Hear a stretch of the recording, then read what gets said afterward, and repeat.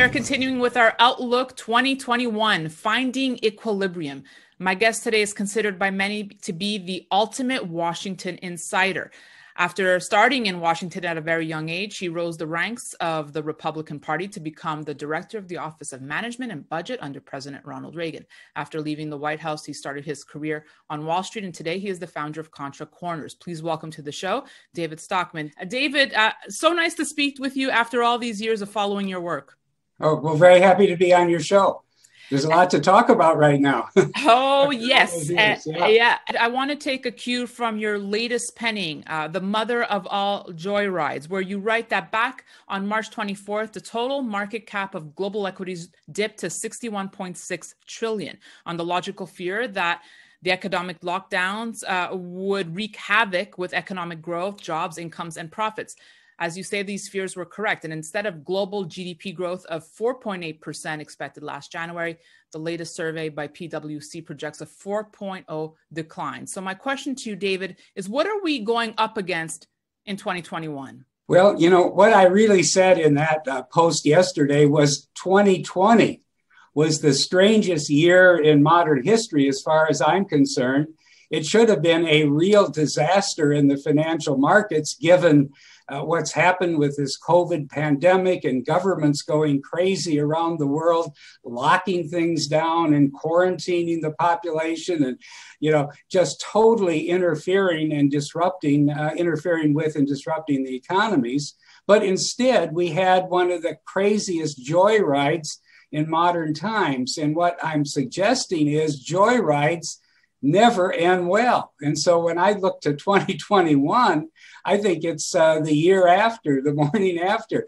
It's what happens when the joyride finally reaches its, peak, and you have the accident thereafter. Now, let me reiterate a point you were making, because I found it striking that a few days ago, the combined market cap of the world equity markets crossed $100 trillion for the first time in history. Not only is that a gigantic number, but more importantly, at the beginning of 2020, before anybody even knew the word COVID, before the Chinese even let on that something disastrous was happening in the public health arena, the market cap of the global market was 80 trillion. So we've gained, notwithstanding all of the economic dislocation and, the deepest recession in history in the second quarter this year,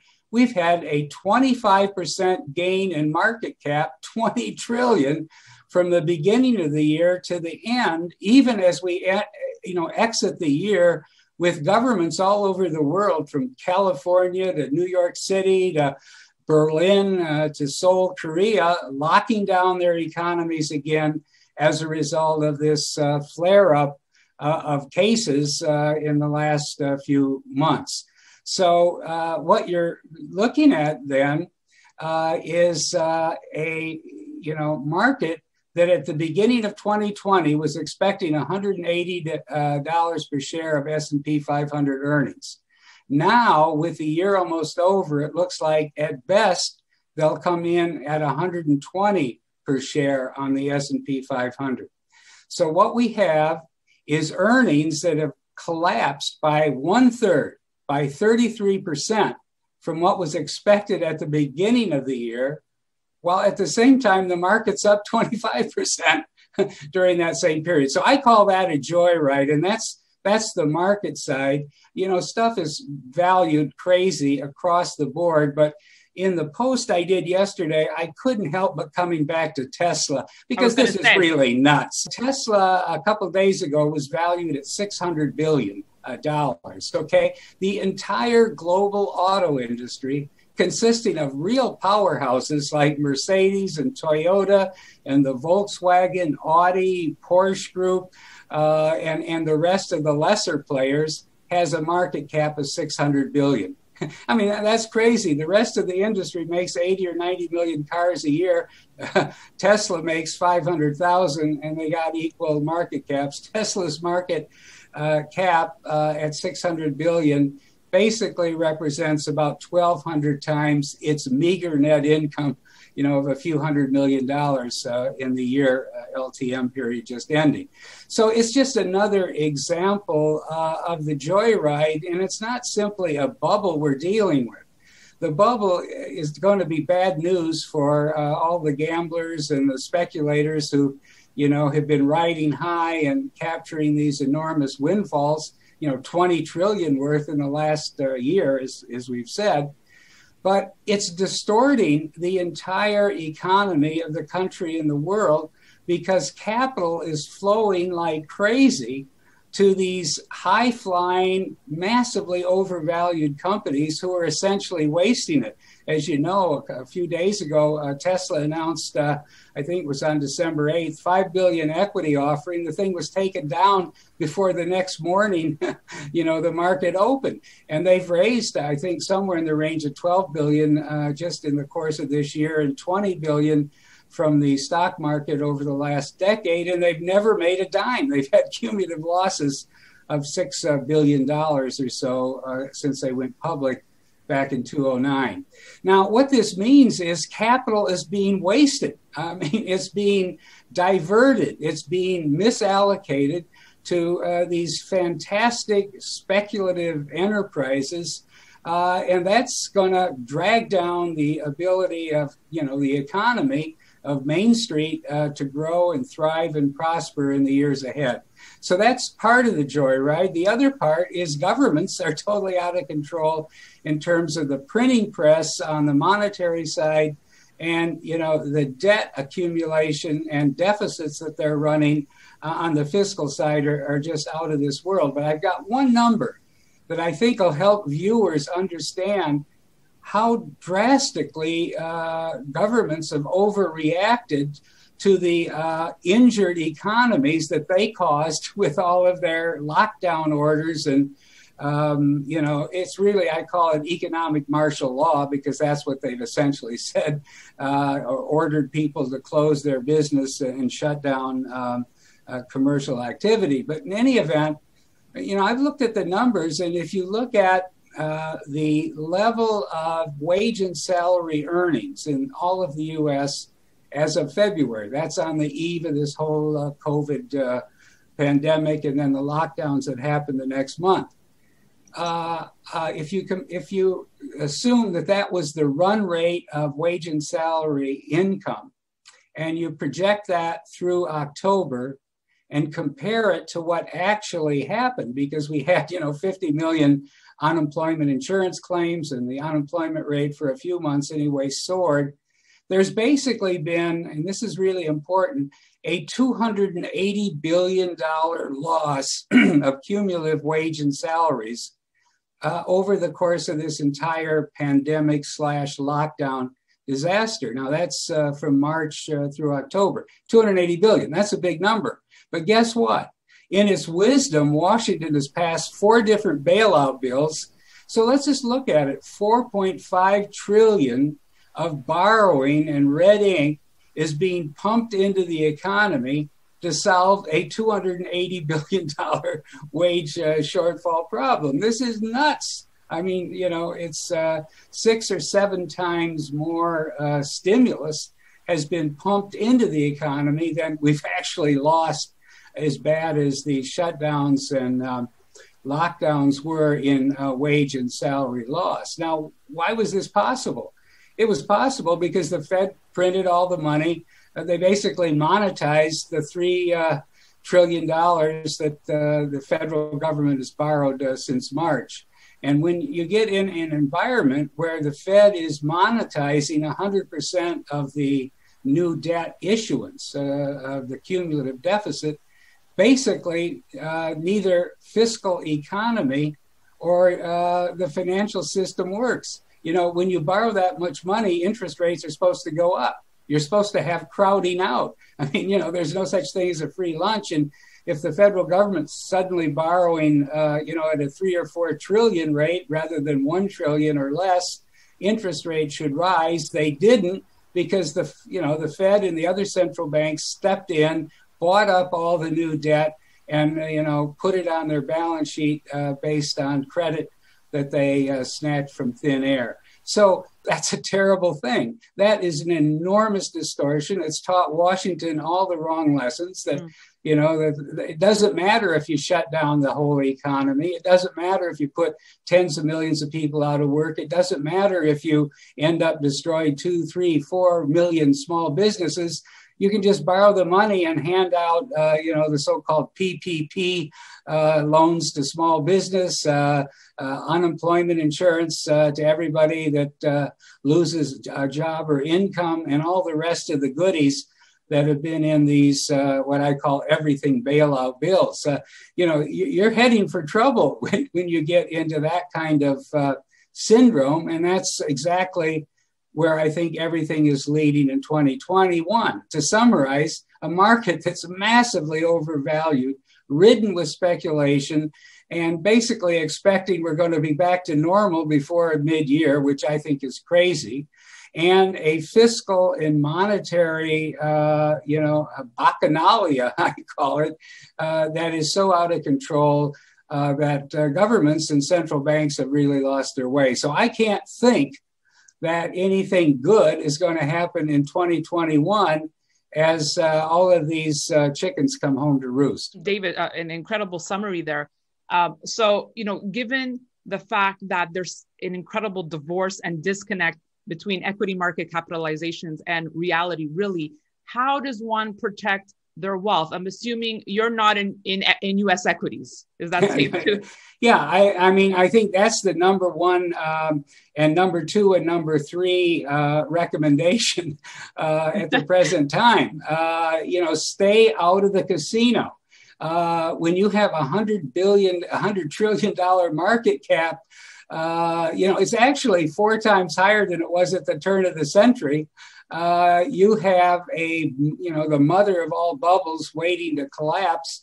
Things are so massively overvalued that when the collapse starts, when the bubble bursts, there'll be nothing down below. And this is an important thing. These markets have been totally destroyed in terms of the normal balancing mechanism that keeps things reasonably under control. All the short sellers have been destroyed. They're gone. So normally, when a market begins to go into a deep correction, the short sellers have made a killing. They begin to cover their bets. They become buyers of stock, and that helps to break, the downward adjustment, and eventually the market bottoms and then begins to recover. Well, we've destroyed the short sellers. There are none left. And so therefore, once this market starts to slide south and gains momentum, nobody's going to be covering their bets on the buy side. It'll be a one-way market the wrong way. So that's just one example of what I would call the structural damage that has been done by central banks and this crazy level of stimulus and money printing and balance sheet expansion that has occurred. As the Fed alone expanded its balance sheet $120 billion a month. That's what it's doing right now, $120 billion a month. And they basically are now saying, well, that's going to last into next year or beyond. The ECB is worse. They've announced now that they're going to be buying upwards of $200 billion a month. So just between the two large central banks of the world, they're buying over $250 billion of government paper and other assets a month. They're paying for it out of newly minted liabilities that are snatched right out of thin air. And that's got to be distorting everything. And David, I guess I'm going to ask you to be a bit of a soothsayer here, but with the incredible money supply, of historic proportions, really, and this Fed-fueled party that we're seeing in equities, wouldn't you think that the Fed would keep this party going a little longer here, and perhaps we wouldn't see the crash in 2021? Well, it's hard to know. We're in such uncharted waters that the timing of the correction that has to come, and the longer it takes to get there, the more disastrous the crash is going to be. So I can't really put my arms around when that ultimate correction will come. But here's the thing that I believe is fundamentally different from the year 2000, when the Fed bailed everything out in the dot-com crash. or 2007, 2008, when we had the great financial crisis and they pulled more rabbits out of the hat. Let's go back to 2000. The balance sheet of the Fed then was only $500 billion.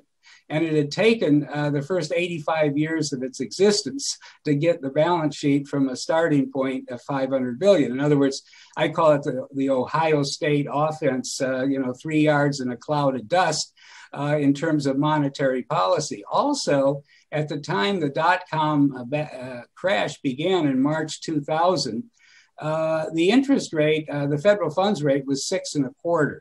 So they had 625 basis points to cut. They ended up cutting it down to 1% for the first time in history. It was considered shocking at the time, but you see, there was enormous dry powder, huge range to cut interest rates, a relatively modest balance sheet that they could expand quite substantially, and they did. Now, you get to 2007, 2008, and we run into our next crisis, the Lehman meltdown in September 2008. By then, the Fed's balance sheet was up to 750 or 800 billion, but still, there was a lot of running room left compared to 7 trillion today. The interest rate, again, had worked its way back up, the funds rate to 5.25. So again, they had 500 basis points to cut. And they had a lot of running room to expand the balance sheet, which, of course, Bernanke and then Yellen after her and Powell now took great advantage of. So today, the balance sheet is 7.2 trillion. It's up 10x. Okay. Now, my point is, as we look at 2021, there's no interest rate to cut. We're at zero.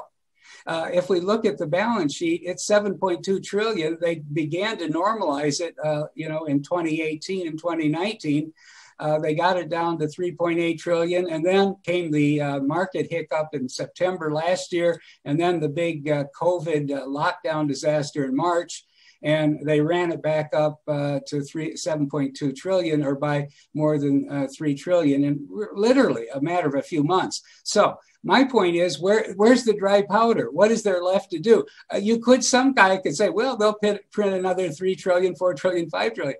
I don't think they can, because, they've been saying all along that this is not a permanent way of life. This is an emergency. It's one time. It's extraordinary. They've had all these words. At some point, the market is finally going to begin to understand. They have no idea what they're doing. They're just running the printing press like there's no tomorrow. And it's not doing anything for the real economy. I think we're going to be in great trouble with the real economy in the year ahead. And at some point, the disconnect between what I call the Main Street economy, the jobs, the GDP, the investment rate out there, and what we're seeing in the stock indices is finally, going to come unwound. So, David, let's wrap, and that's a very dismal scenario that we have to look forward to in 2021. But what are your safe havens then? Well, I think it's pretty obvious that the alternative to central bank-driven, stimulus-supported central bank economy is gold. That's the real money in the world. That's the real hard asset that governments and central banks, cannot ultimately depreciate. So I think gold is a safe haven, and it's probably the only safe haven. I don't think bonds are. The bond market, $100 trillion bond market in the world, is an even bigger bubble today than the stock market, if you can imagine that. Why do I believe that? There's 18 trillion of sovereign and corporate credit trading at negative interest rates at the present time. The 10-year U.S. Treasury, which is the fulcrum security of the entire global financial system, is less than 1%, which is less than inflation, which means you can borrow money for 10 years at a negative real cost. This is crazy. This is a sign of a huge bubble. So stay away from stocks, stay away from bonds, begin to accumulate gold, and basically keep your powder dry. Cash will be king when this huge financial market reset finally comes. Well said, David. Just one final point, because I need to ask you another question on gold since I've covered that market for more than a decade here. 2020 was obviously the best year ever for the price action for the metal. Many investors are disappointed that it's come back down. Do you see, I mean, what party do you belong to when we talk gold price? Are you that $5,000 crowd, 10,000, or you're just happy with the status quo right now? No, I'm happy with the status quo, and I'm very confident it's going to go up. I don't know how much, but a lot, because when confidence in central bank policy and central bank money really begins to evaporate, as the world begins to see the corner that the central banks have painted themselves into, I think there will be a flight to gold. And remember, I think there's only 10 or 12 trillion dollars worth of gold, on the surface of the earth. I mean, that's either traded or, in portfolios or in central banks. When you compare that to $100 trillion bond market, $100 trillion stock market, total debt in the world of 270 or 80 trillion at the present, it will not take much movement away from stocks and bonds and other paper securities into gold to have a massive increase. In other words, you got somewhere around 400 trillion worth of stuff that may need a new home, and the home is 10 trillion big. So it doesn't take too much movement out of the, stock and bond market into the gold market for a major upward adjustment of price. You have to be invested. I think gold goes up and down. Nothing goes straight up. In the short run, there's all kinds of tactical things that I don't pretend to try to keep up with or even bother with. But I do know that what the central banks of the world have been doing is totally non-sustainable, non-viable. It's a violation of every notion of sound money and stable, sustainable finance that's ever been known to mankind. So that's all you need to know, that central banks, are heading into a bad place, and that the world's going to be looking for a safe place to store their wealth. All right, David Stockman of Contra Corners, fantastic insights. And despite the dismal outlook, I wish you a very happy New Year, David. Yeah, and you too. All right. Stay safe. And thank you for watching. We'll have much more outlook coverage for you. So be sure to stay tuned to Stansberry Research. In the meantime, you can follow us on all our social media channels. Thank you for watching. I'm Daniela Cambone.